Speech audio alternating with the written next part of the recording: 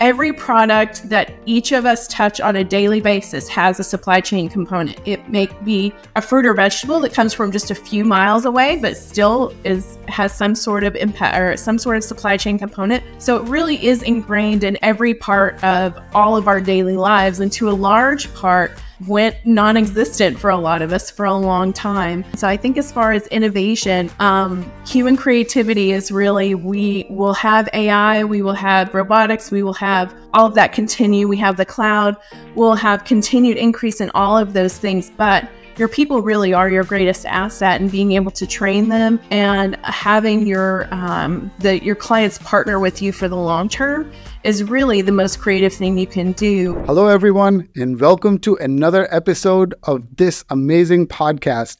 Our guest today is the Chief Marketing Officer at Vector Global Logistics, an award-winning logistics company that's changing the world through supply chain. In addition to this role, she is the Chief Do-Gooder at Signify, which assists nonprofits and social impact companies through copywriting and marketing strategy consulting. She has over 20 years of professional experience and loves every opportunity to help people do more good. Let's welcome Kristi Porter. Welcome, Kristi. Welcome to the podcast. Hello. Thanks so much for having me on. It's a pleasure to be here. Absolutely. I've been really looking forward to this conversation, and especially because of your current role and the motto that Vector Global Logistics has. I think a lot of the people in the audience would truly relate and feel great about this conversation. And I can't wait to have an amazing conversation and learn more about you and your role and about the industry in this Digital Industrial Revolution podcast series. So to begin with, can you walk us through your journey and what led you to your current role as the Chief Marketing Officer at Vector Global Logistics? Yes, it is a long and winding path. There have been many steps along the way. I have a background in public relations, business communication, marketing, at both for-profit and nonprofit organizations. And then in 2019, I met the co-founder and managing director of Vector Global Logistics through my own company, which you mentioned as well. And we started working together on some marketing projects and really found out that we had a lot of similar mindset when it came to how business should actually act and how it should be making a social impact and doing good in the world. And there's just a lot of synergy in our values and alignment. And so we kept trying to find ways to work together. And then the pandemic happened. And I had lived alone and worked alone and loved it that way. But after a while, I thought I think it would be good for my mental health to join a team again. And so I came to Enrique with a proposal and said, you don't have a marketing department. I could start your marketing department while working on my other company and help you build that and get the word out about this amazing company. And he wasn't hard to talk into. He said, that sounds like a great idea. We can use the help. Other people need to know about Vector as well. And we really want to revolutionize the industry. And so that's how I ended up joining the team. And so now I work both in my company, and then a lot of my time obviously is spent at Vector as well and promoting not only our services, but our impact. How fantastic. That's amazing. And I think perfect timing as well, because pandemic is when there were like so many disruptions and this industry needed all the help that it could get. So you work on both of those, and you are a podcast enthusiast. So I'm curious about your experience co-hosting Logistics with Purpose. What inspired the podcast, and what have been some of the most rewarding aspects of hosting it? Yeah, the podcast actually was there. Enrique was already handling that before I came on board. And so then I became a co-host and sort of built out our systems and processes and helped get guest lineup. And as a managing director, he has a lot on his plate. So I was able to take over some of those responsibilities. And so we actually just passed 100 episodes in March. So that was a huge milestone for our little podcast. Congratulations. Thank you so much. It was, as you know, a lot of work to get there. And so, yeah, we have talked to some amazing people doing incredible things. And so, as you mentioned, of course, everybody got a basic and supply chain education during the pandemic. And now understands more about how their goods and products get to them and how aid gets to people. And there's a lot of bad news in logistics, unfortunately, but there's a lot of people out there doing amazing work as well, both on the for-profit and nonprofit side. So we wanted to highlight those stories through Logistics with Purpose. Wow, that sounds amazing.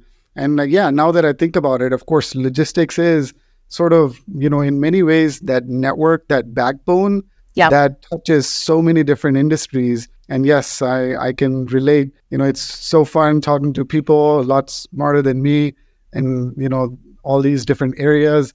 Of course, we did the health tech innovation 2024-25. That was a blast.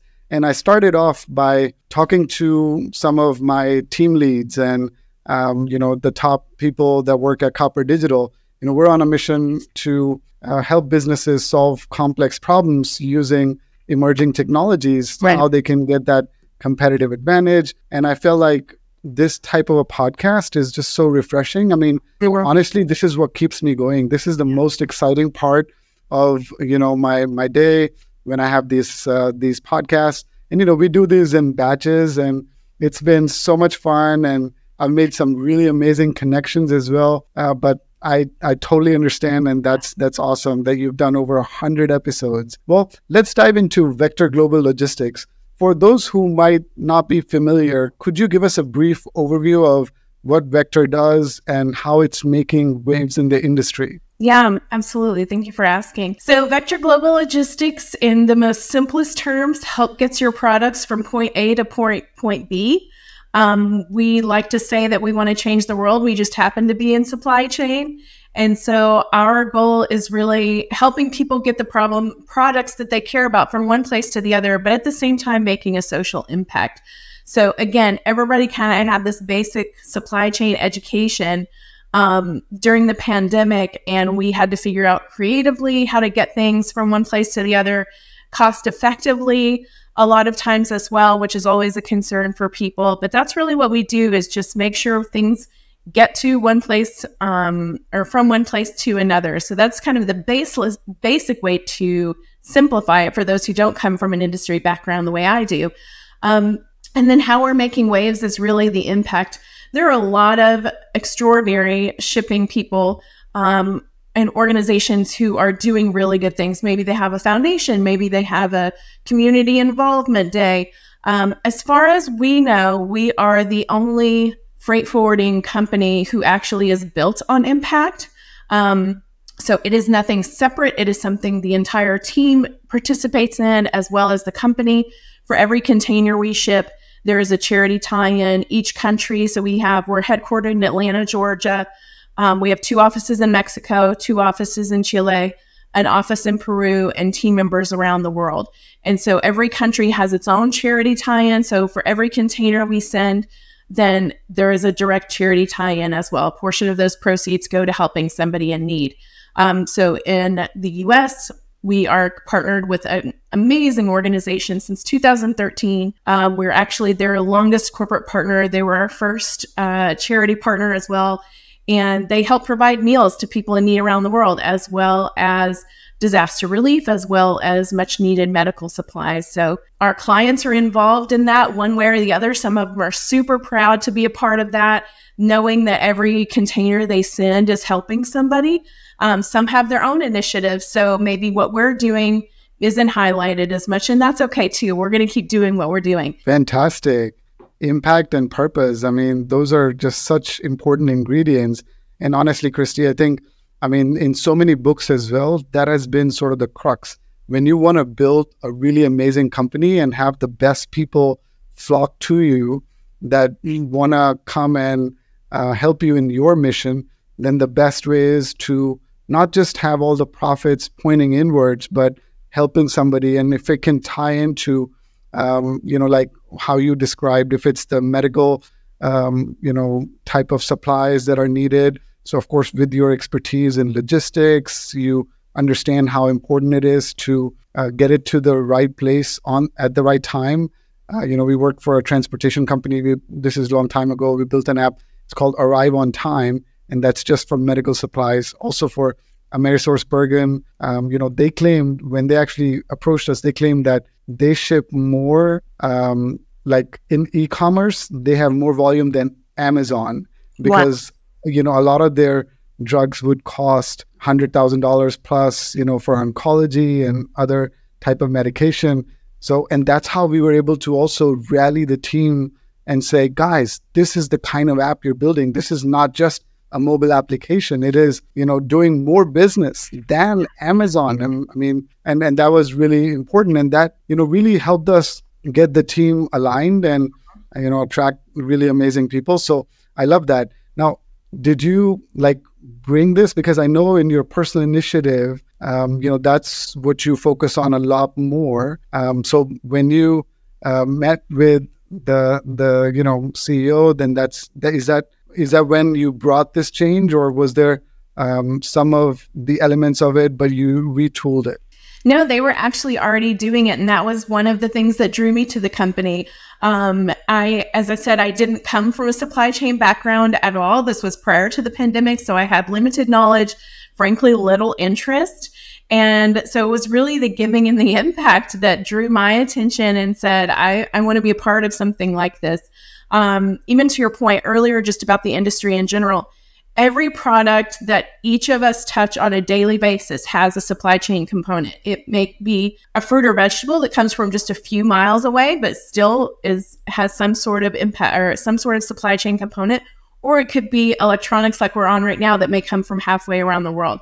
So it really is ingrained in every part of all of our daily lives, and to a large part went non-existent for a lot of us for a long time. But my boss likes to say, that logistics is another vehicle for changing the world. And so that is really the premise that our team lives by. And I actually did, I think it was last year when I did our last, Impact Vector Global Giving Survey just for our team, and asked, how important is our giving back initiatives for you? And 85% of our team said it was very important. It's one of the reasons they work for the company. It's one of the reasons they applied to the company. So we're seeing it on that end. We have clients that also, like I said, value that part of our work. And so I think it was something that was already there. Fantastic. And I can totally understand, but I want to think about, some of the young people when I am mentoring some startups, then sometimes I hear that, no, Arvind, we want to be authentic and we want to call spade a spade. I just want to make a bunch of money.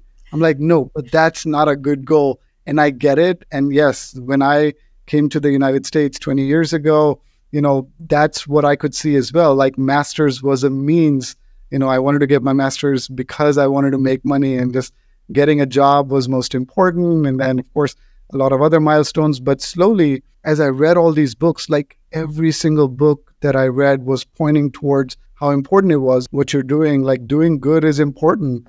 And, same thing for the employees as well. I bet you that's why your retention, is probably higher than across the industry. And I think, because see, it's very difficult to do anything like individually. Mm-hmm. What you need is a lot of people putting in a lot of effort. And the best way to do that is to, motivate them around that common goal. And, another word that comes often along with impact and purpose is sustainability. Yeah. And I think that just goes hand in hand.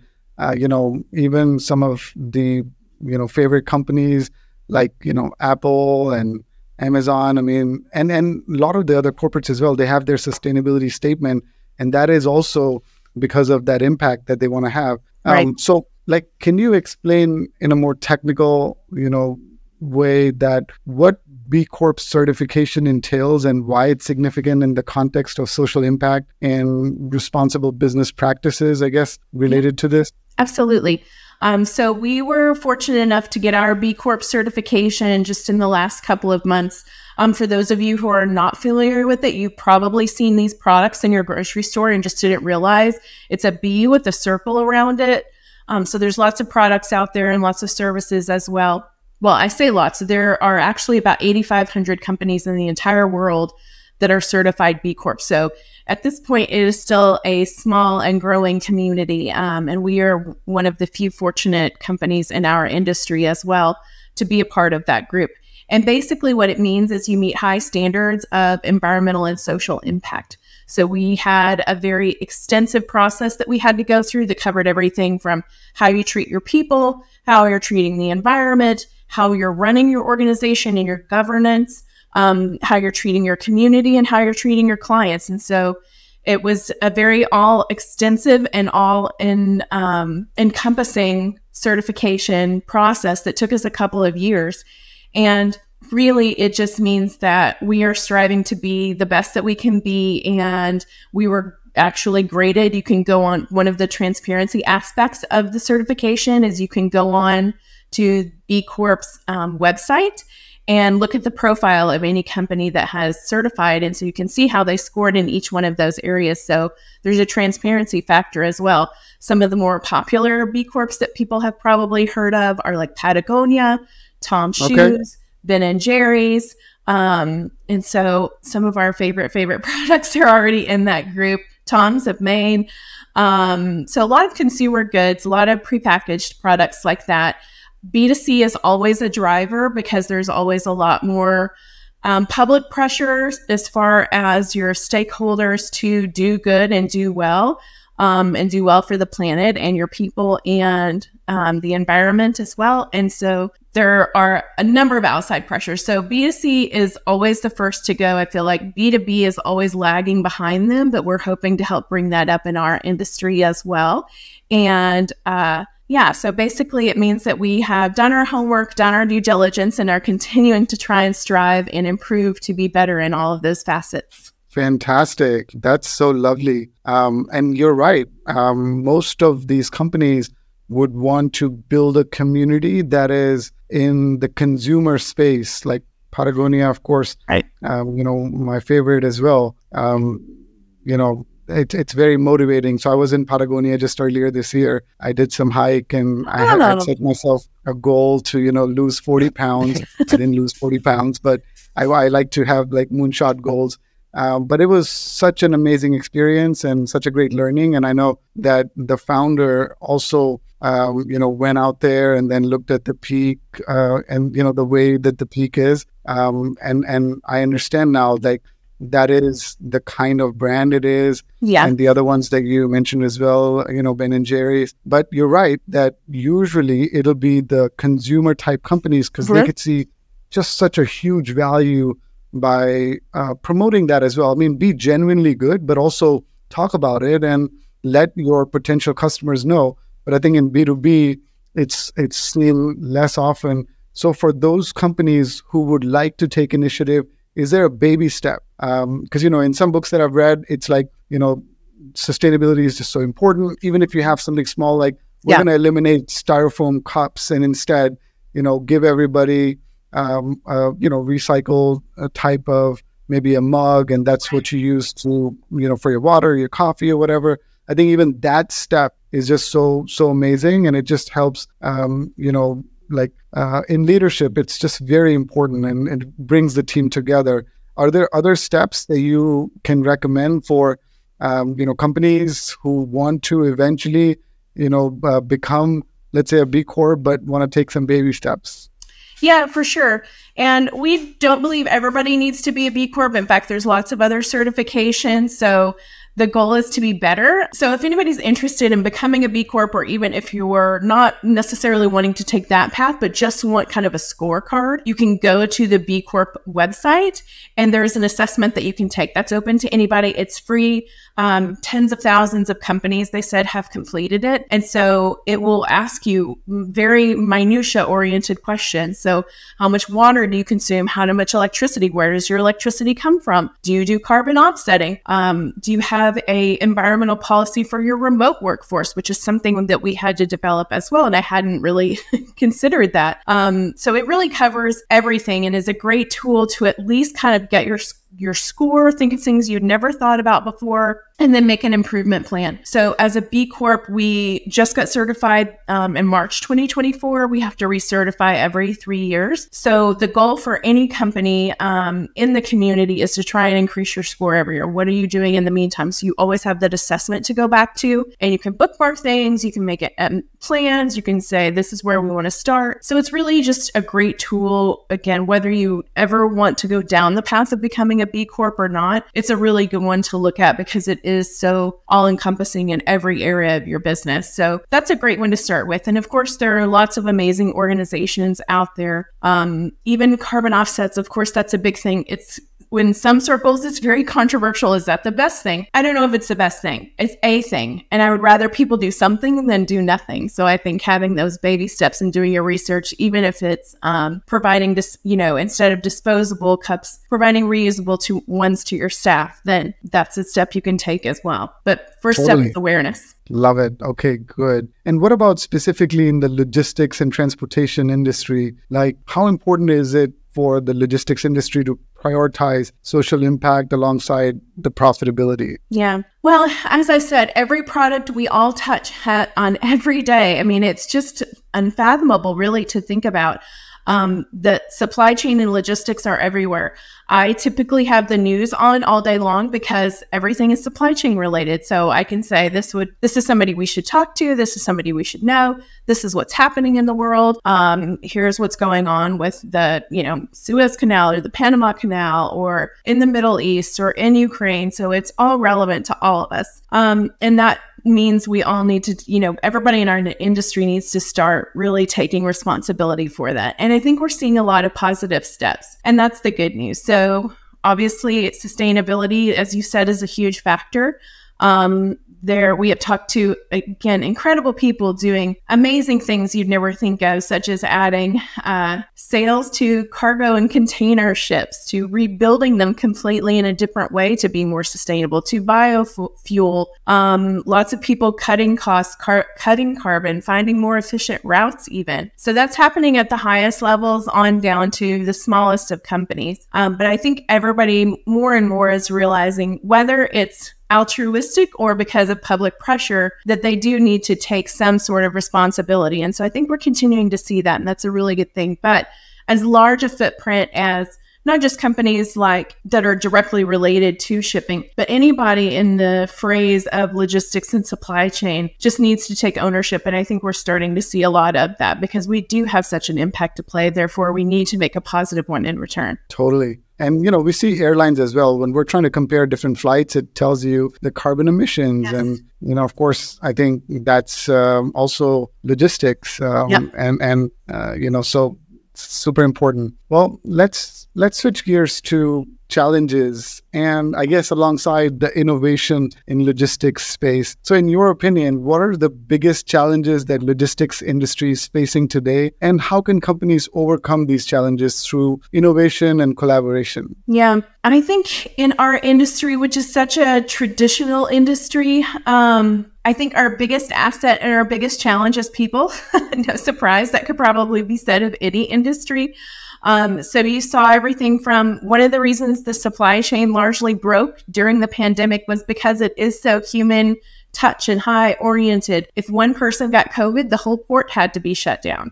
We're seeing it today as far as rebels attacking ships, as far as could be inefficiencies. We saw the unfortunate crash into the Baltimore port. We saw, Russia attacking Ukraine, which has had an enormous global impact on the supply chain. So, but it's also the people are our greatest asset, right? Our team is our greatest asset.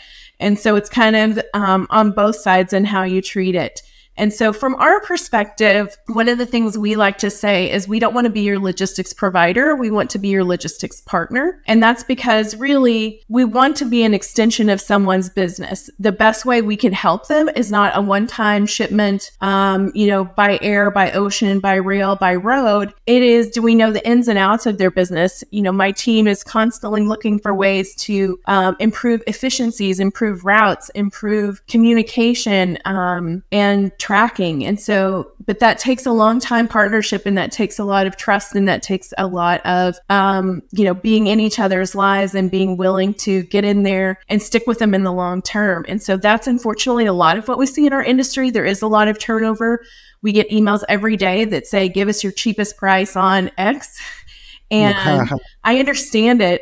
Prices affect everybody's pocketbook. We see constantly on the news about inflation, about things breaking, about, the cost to the individual person as well as companies. So I get it, but there's also a short-term impact that you could really straighten out in the long term. And so I think as far as innovation, human creativity is really, we will have AI, we will have robotics, we will have all of that continue. We have the cloud, we'll have continued increase in all of those things, but your people really are your greatest asset, and being able to train them and having your clients partner with you for the long term is really the most creative thing you can do, because they're going to be able to look to your own, what we like to say is we treat their business as their own. And so being able to find ways that we can save you money, being able to find creative routes, and which is, of course, what had to happen during the pandemic when a lot of the main ports could be shut down at any one time. Or we're seeing a lot of those things return as we see these global uprisings circumstances. I was in Panama last year and saw the low water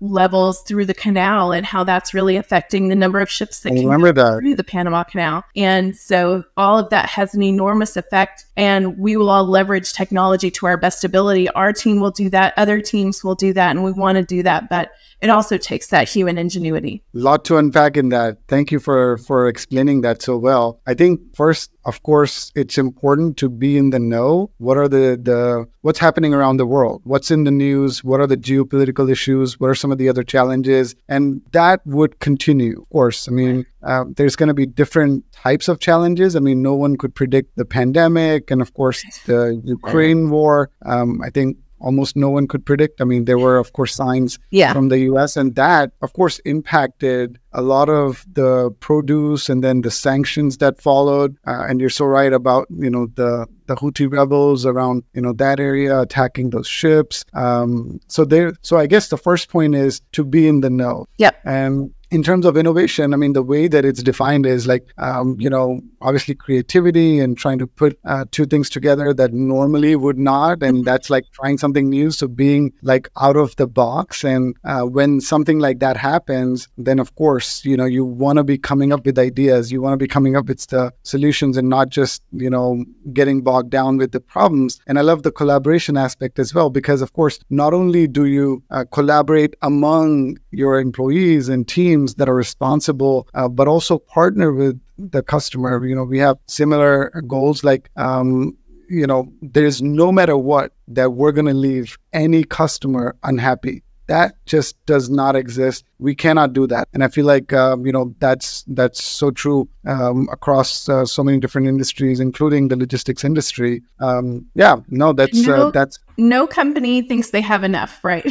And so they could have 2 people in their logistics department. They could have 2,000 people, but nobody feels like they have enough. And I'm sure you see that on your end as well. And no one of us can know enough either. There's so much happening at all times. So even if they are monitoring their own trends, this morning I saw a report go out from one of our managing directors to clients that he typically works with and said, here are the latest updates. Here's what you need to prepare for. And so did they know that? They may, but they may not know everything he said in there. And so it takes us all working together, whether it's internally our information, sharing amongst our team, or sharing with our clients to make sure everybody's doing what they can to the best of their ability. But nobody's going to say, oh yeah, we have plenty of people in this department. We don't need any more help, right? That just doesn't happen. So everybody feels the squeeze. And I think, we're all trying to figure out the best way to solve those problems, but we all could use an extra helping hand.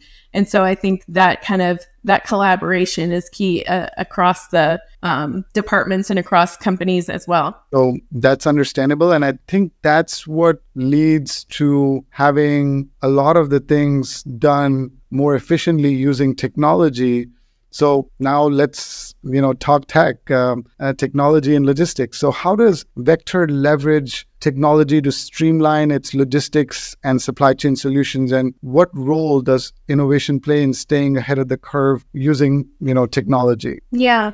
We have a few key areas that we typically play in. So first of all is just seems sort of basic, but some of the things that are basic in our everyday worlds are still kind of novel in our industry. So is having a client portal, letting them be able to go in and track their things, where the ships and planes are, how is everything happening? Can they get this invoice on their own? So just being able to have those tools at their fingertips again, which sounds so ordinary for all of us that have Amazon accounts, right? But it is not in this industry. There's still a lot of that happening. Same way with I heard also that this is the number one trend, transparency. A lot of the projects in logistics space are around transparency around your freight. Like, where is it? And sometimes it may be important, like for, some products that what's the temperature and is it, all of that stuff is so important for us to plan or for the customer to plan. Yeah, that's one of the things we use too is tracking technology. So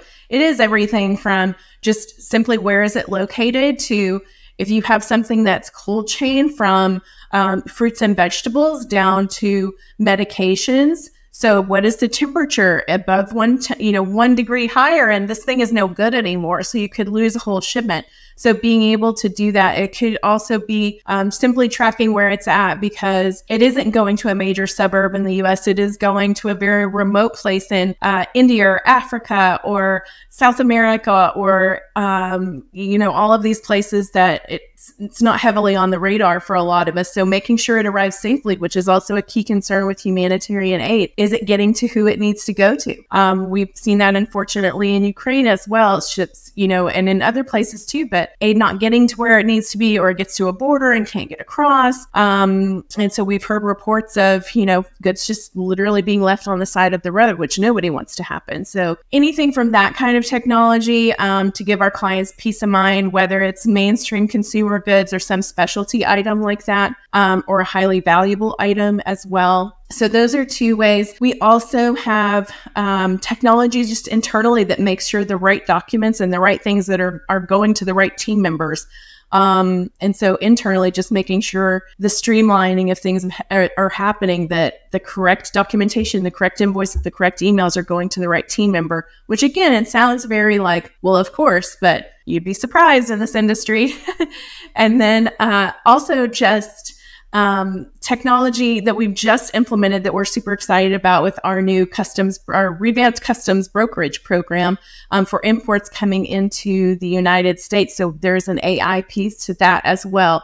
And I believe we're one of the first companies in the country to use that kind of technology. So even being able to spread it to things like customs, which again, we're very people heavy driven, making sure documents were in the right place, but being able to add an AI component there. So we are typically looking for ways to continue to innovate. And technology is, of course, a piece of that.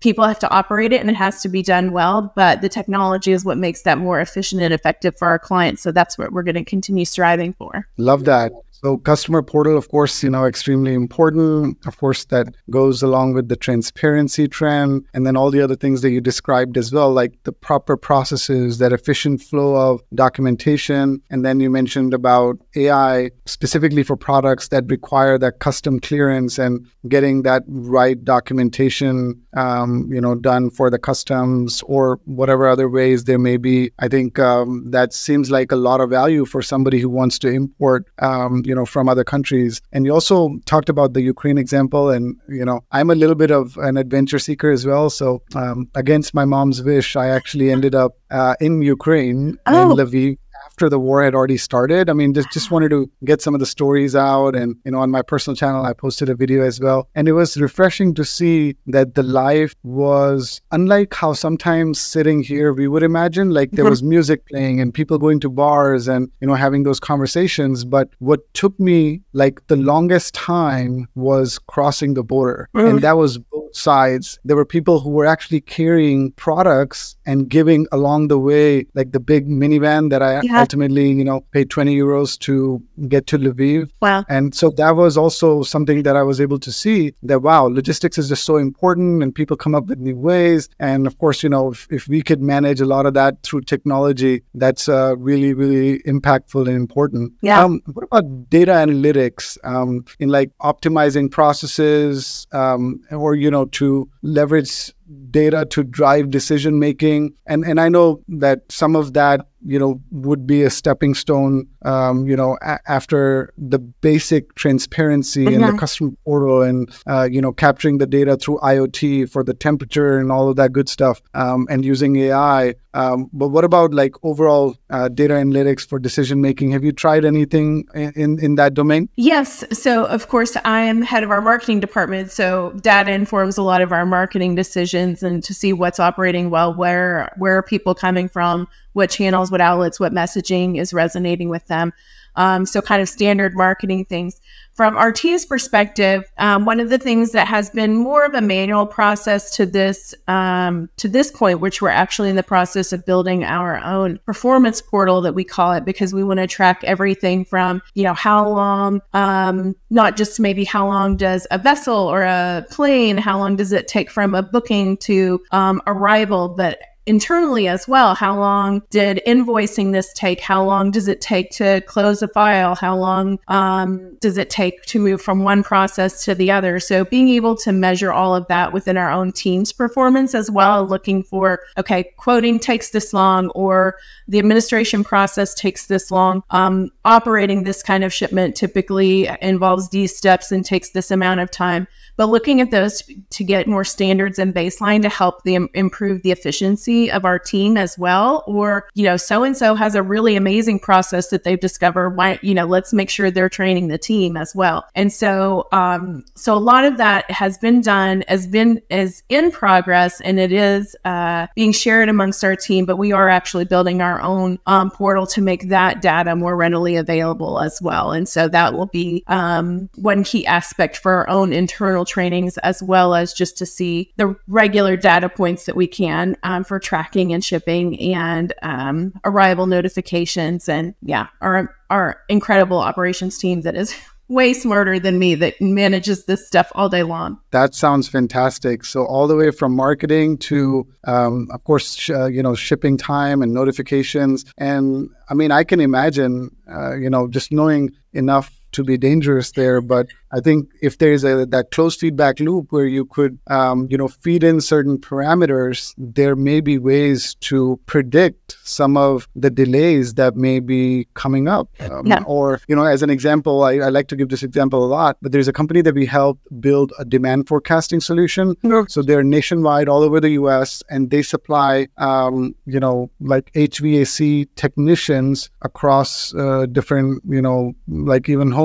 So we built a solution, a platform for them where there are multiple parameters, including the weather data that could now predict, you're going to get so many calls, so that they could have enough of that staff plan. I mean, it's just so rewarding to see the results. And, one thing that I feel like is because they're a large company and nationwide, so they could afford and collect all that data. But what about, somebody who is a small, medium-sized business? And I think that's what is going to now, become available in the next, few years, where even they could, run that AI model on, Amazon Web Server or, on OpenAI or any of these tools. But I think our world's just going to change so much. It's fantastic. And logistics industry, of course, being the backbone is, doing a lot. For us, it's also, so we have 3 values at Vector. We have, we're passionate about people. We're dedicated to logistics with purpose, and we're a results-only mindset. And so for us, part of that data is built on the fact that our clients, we're not happy until our clients are happy. So we're going to give them the results that they need. And so for us, of course, that comes down to not just our own systems and processes, but those data points as well. And so that was, even in lean times for the company, there has been an emphasis on getting this information. If it's a manual process, if it's something we're in the process of building, if it's a collaborative environment, but between a team trying to figure this out, but having a results only mindset at our company is one of our highest values. And so to be able to do that, we had to have good data to do that. So it's kind of also looking at not only what's important to your company, but, what are you willing to go the extra mile for? And for us, that was one of those things. Love that results-oriented approach. And, sometimes we use the phrase outcomes that are just so important. Like, it's not about just finishing to the spec platform that we built for a manufacturing company, for a steel fabricator, but instead, like, how did the employees adopt it, and what kind of data were they able to collect to do good and to do better and, have more impact. Yeah. So I love that. Well, finally, Kristi, based on your experience and expertise, I guess, what advice would you offer to aspiring professionals that are looking to make an impact in this field of logistics and supply chain management? Yeah, I think it comes down to networking. I mean, that's how I've ended up in so many great places. There's always someone willing to give you some advice or help you along the way. Podcasts, of course, are a great way to learn more about what's happening in the world. But I think it also starts just, again, back to the word mindset. As I said, the field was pretty limited for a long time to, if you wanted to have an impact, if you wanted to do well, then you kind of felt like you either only had a few choices. Not everybody's a Patagonia, unfortunately. And then you had nonprofits. So there just wasn't a lot of options. A lot of people felt.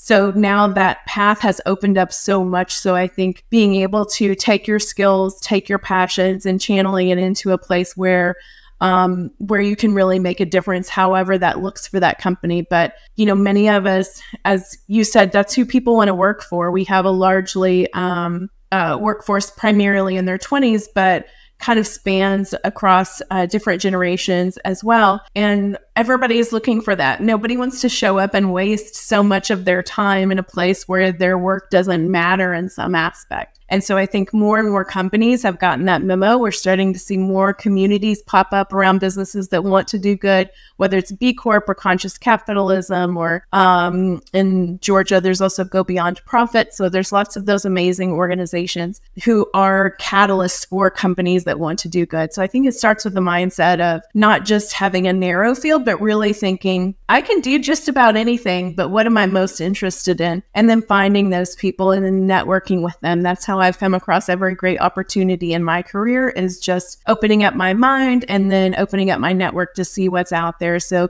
continue to look, and I know you'll find it. Lovely. What a great advice, and what a great conversation as well around logistics, supply chain, social impact, innovation, technology, digital transformation. I love that. So thank you so much. This has been such an amazing conversation. And for our listeners, this is fantastic. Your journey is definitely a testament to the power of social impact and sustainability.